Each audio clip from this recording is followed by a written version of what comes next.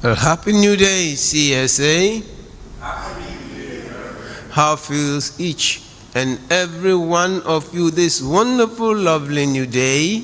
How feels wonderful, beautiful, handsome, enlightening, fantastically prosperous and healthy you this wonderful, lovely new day?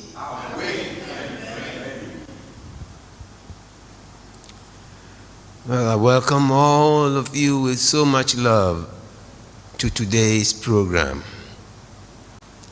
Today, after the service, we'll be watching a film put together by Reverend Ron and Helene Linden of CSA headquarters for our joy. And it's titled Yogananda and the Kriya Yoga Masters. And because of that, I would like to share something on Kriya Yoga with you. What is Kriya Yoga? In the autobiography of a yogi, Paramahansa Yogananda Ji defined yoga as coming from the same root as karma, kri, to do, to act and react.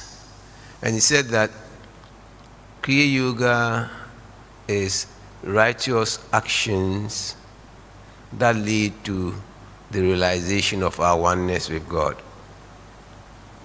Walking a path and doing things which leads you to awaken in God. And that was what he taught when he was in America.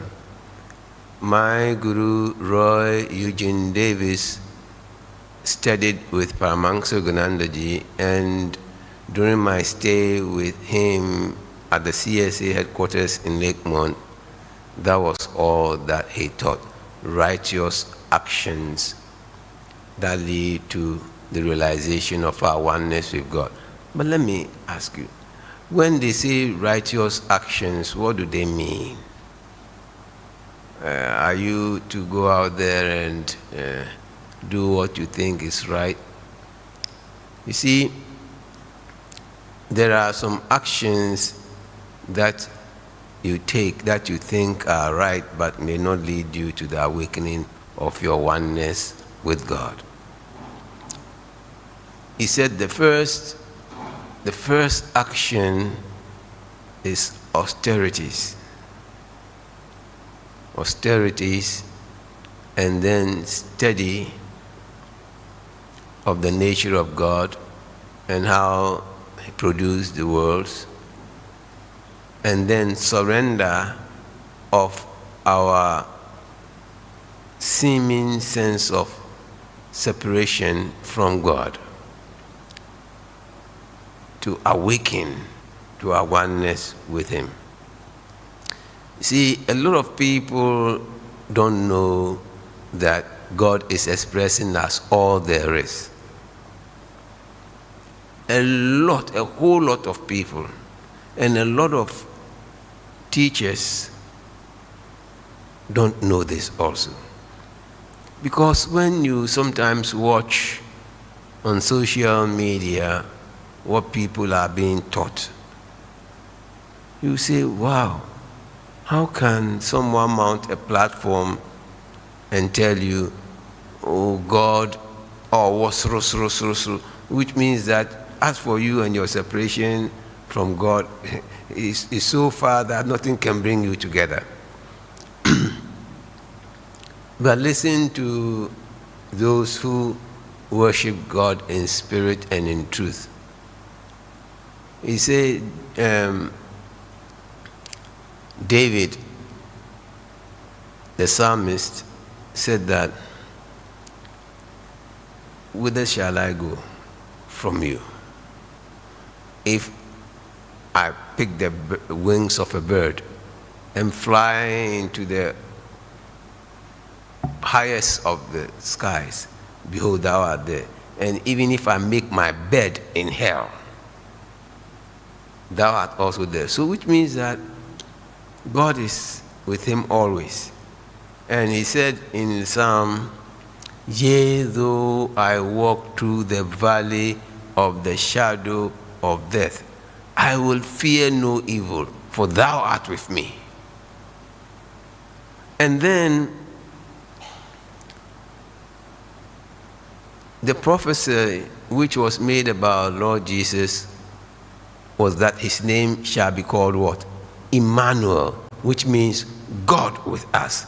So you see, Jesus in teaching didn't say that God was away from us. He said, I and my Father are one. And he taught us to pray, our Father which art in heaven, our Father within, hallowed be thy name. Thy kingdom come. Let us realize your presence here and now. You see? And so remove from your mind the idea that you are separate from God, and know that in your innermost being you are one with God, and turn your attention to your innermost being and rest in God, and know that I and my Father are one. Be still and know that I am God. Be still and realize that the I amness of you is God. God is not separate and apart from any one of us.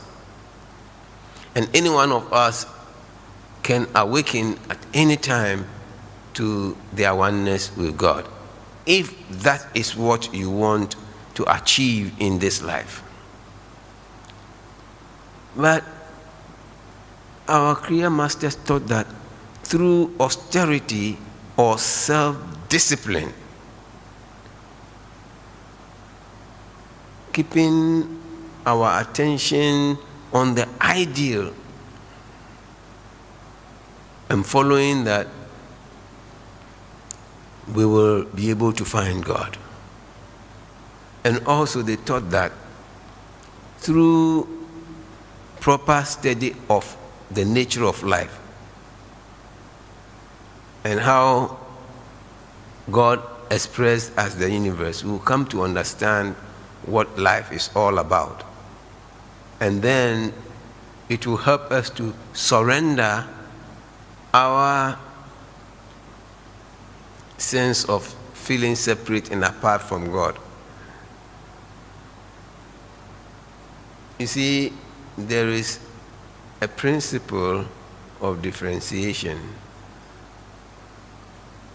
We see ourselves differently, but the Akans, they call their sibling Minueni, I am the same one. When you begin to realize a sense of kinship with all of mankind, you awaken to the presence of God in your life as you. You know, your body is a universe in its own, because of all the cells and of all the systems. There is that principle in you which directs them all. And we are told that our bodies are miniature universes, isn't that right? So if you are the microcosm of the macrocosm, then God is setting an example as you in this world. And therefore, you must yearn to find out what God came to accomplish in this sphere of existence through you and as you. You see, I don't believe in this thing of waking up and saying, oh, I think every young man is becoming a military man, so I'm going to be a military man. What do you understand about being a military man? Is that the uniform or the gun? You know? And so we must awaken to what we are and find out what we are in this world to be, to do, and to have. Then we will live a life of righteousness. See, Jesus said, seek ye first the kingdom of God and his righteousness, and all other things shall be added unto you. So if you are looking for a life of luxury, you are looking for a smooth sailing life, don't go looking for anything. Seek first the state of God, the state of spirit in your life, and right thinking, right feeling, and right action. That is the righteousness. You see, it is said in the Old Testament that righteousness exalts a nation. You think if we are self-disciplined and we know how the world was created and our role in it, and we surrender our sense of separate existence and embrace God, our nation will be in a state in which it is? No. Or any nation will be in a state of retrogression? No. But when we awaken to what God has come into this world to be, to do, and have as us, the whole scene changes. And we find out that our lives are glorifying God. The life you live will show that clearly God is expressing as you. Look, when we meditated today, after meditation, I told you that peace that you felt is also the presence of God. And if you let this peace fill your brain, fill your spinal pathway, and fill all parts of your body, and then you let it out to touch everyone on the face of the planet. Now we have this song, let there be peace on earth, and let it begin with me. But with you now, there is peace on earth because it began with you. You sent peace to the whole world. And when you are able to send peace to the whole world, you will be like Jesus. When there is this, you are faced with any storm, be it in your life or in another person's life, you can say, peace, be still, and it shall be so, without doubt. And that is how you can express your God nature. Any storm that comes, you say, hey, Jinaho, peace. And it shall be so. And you see, in this world, Paramount Sugananda, he did so many things besides teaching self-discipline, proper study of the nature of life, and surrender in God. You know, when you read autobiography of a yogi, autobiography of a Western yogi, and Paramahansa as I knew him by my Guru Roy Eugene Davis, he shares with you what you can be also by walking on the path of Kriya Yoga. Because from Mahabharata, Kriya Babaji, through Lahir Mahasha, Swami Sri Yukteswarji, Paramahansa Roy Eugene Davis, and their successors, you can see that life expresses harmoniously in their lives. And when you adopt the system that they have taught, which is not in conflict with what any awakened being, any prophet has taught on this earth, you find out that your walk with God will be harmonized. Look, Mahabharata Kriya Babaji said to Lahiri Mahasaya, he said, the Kriya Yoga that I'm giving you today, is the same science that was known to Krishna, that Krishna gave to Arjuna. Is the same science that Patanjali and other people knew. Is the same science that Moses knew and that Jesus shared with his disciples. Because how can you succeed in this world without self-discipline? How can you succeed in this world without knowing what you must do and allowing life to express it gracefully through you? And if you do not surrender in God, and you think that I can of my own self do something, Jesus said, I can of my own self do nothing, but the Father that dwelleth in me, he doeth his works. So when you surrender, you see that it is God who is doing everything. One saint said that, oh, human beings, you worry yourself. Oh. He said, look, a train, when you are on a train, the train is built to carry all your luggage. So you don't carry your luggage on your head when you are sitting in a train. It has a luggage compartment. And so remove the heavy load and let it down, because nature can take care of it. We are on a journey with God. And God says, I am with you always until this universe is destroyed. But the thing is that wherever you are, God is. And so you should not be scared of being destroyed. Because where will you be when God destroys this earth? There are some organizations who come to frighten you. No, God is choosing 144 people. From the time that they found that message, do you know how many 144 people have gone, 144,000 people have gone to the highest realms? You do not know. So be steadfast in your quest for God.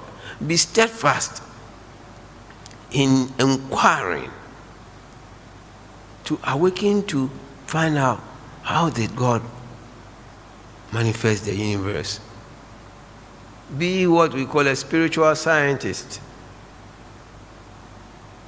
and find out, what am I? Where am I from? What have I come to do here? And when I leave this place, where am I going to? And each and every one of us must be able to find these answers for yourself. And the way you live your life is writing your own autobiography. Because you live according to what you know. You understand? So if you know yourself as a child of God, you will live like a child of God. If you are not able to awaken to what you are, I'm afraid I don't know how you will live. Because this world is like a movie. The producer and director is God. And everything that you need will be provided by the producer and director. Everything that you need. And so the best thing for you to do if you are an actor is to cooperate with the producer and director. God is playing all the roles, and every role is defined by your state of consciousness. Whatever you accept as true about and believe about yourself and about your world becomes your state of consciousness.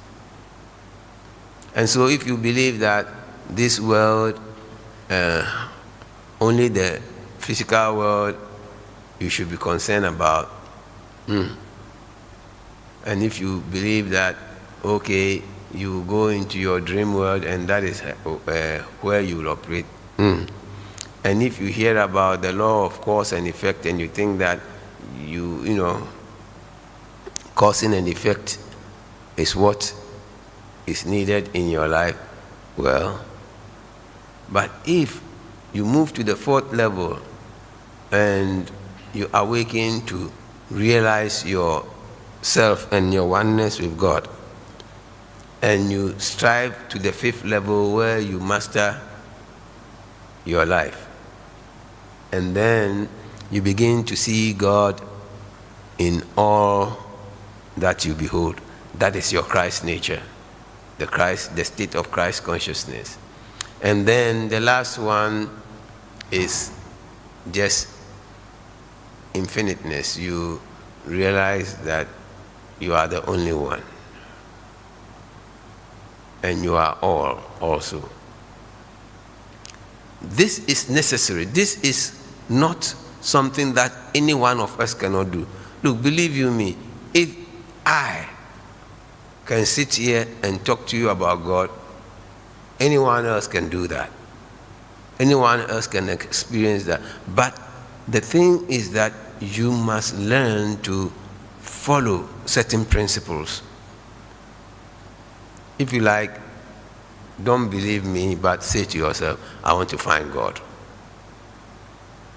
And find out whether if you live an undisciplined life, a life that does not stick to the ideal, you will make any progress. Your stick-to-itiveness, knowing that I am on a path searching for God.